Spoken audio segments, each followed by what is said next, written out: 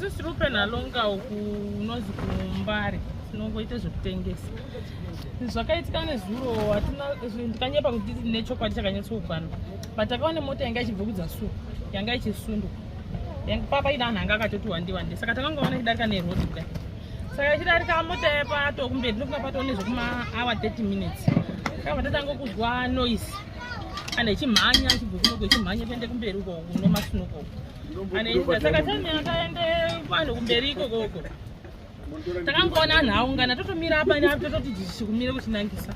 Tiri kutarisa tiri kuona chinya hatina ruziye kuti chii chachitoitika. Saka takazoona kuti anhu akubve ikoko chimhanya saka anhu akabva ati anhu ari kumhanya kubva kwaane mabhotoro anhu ari kutemana nemabhotoro.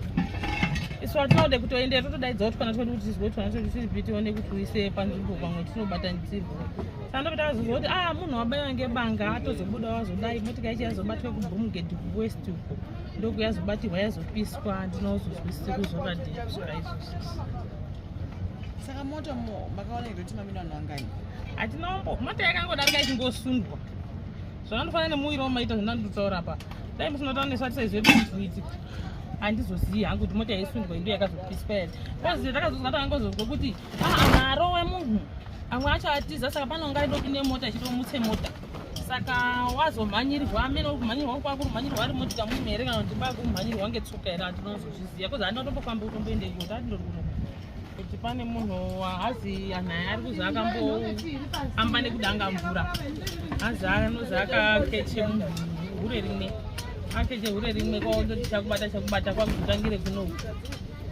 Ndonyaya yandandozozwa. Nyaya yachona tinomboziva kuti inyaya kusvika kwadzo.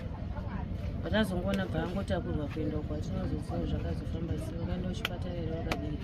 Takazongosara unomusikamira. Vakamukwadza nei?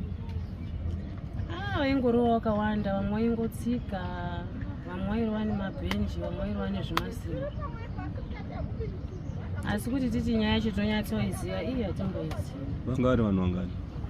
Vanhu vanga vakawanda pamunhu wani. Hatina kutombovaverengera kutaura. Hanzi vakauya nemota? Vakazobuda nemota. Vanga vari motikari? Chete ndozvandinoziva. Vanga vari mota rudzi? Kakarike waiti handizivi kuti irudzi. Zvakaitika manguva? Zuva rakunodeukira. But pavaimuro hapana nyaya dzavaitaura here kuti nyaya yake inga iri? Anhu akada kutombobvunzwa kuti inyaya but hapana wakanyatsombotitsanangurira kuti inyaya. Nanhasi asati atoziva kuti nyaya yakarohwa inyaya.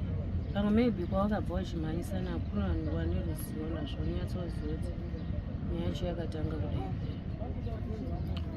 Saka akazotakurwa nani? Akangosumudzwa unga nemamwe mashamwari acho irapa.